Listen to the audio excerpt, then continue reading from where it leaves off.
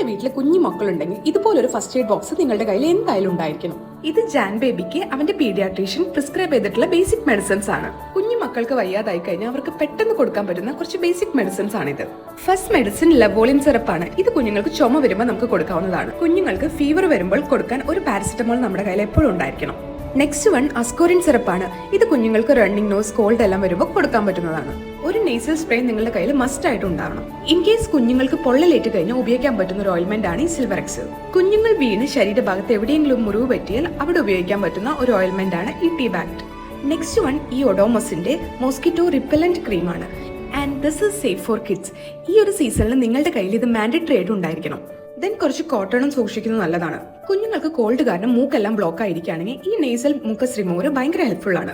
So നമ്മുടെ ബേബിയുടെ സേഫ്റ്റിക്ക് വേണ്ടി നിങ്ങൾ നെക്സ്റ്റ് ടൈം പീഡിയാട്രീഷ്യനെ വിസിറ്റ് ചെയ്യുമ്പോൾ ഇതുപോലുള്ള ബേസിക് മെഡിസിൻ നിങ്ങൾ എന്തായാലും മേടിച്ച് സ്റ്റോർ ചെയ്ത് വെക്കേണ്ടതാണ്. അപ്പോൾ അത്രയേ ഉള്ളൂ.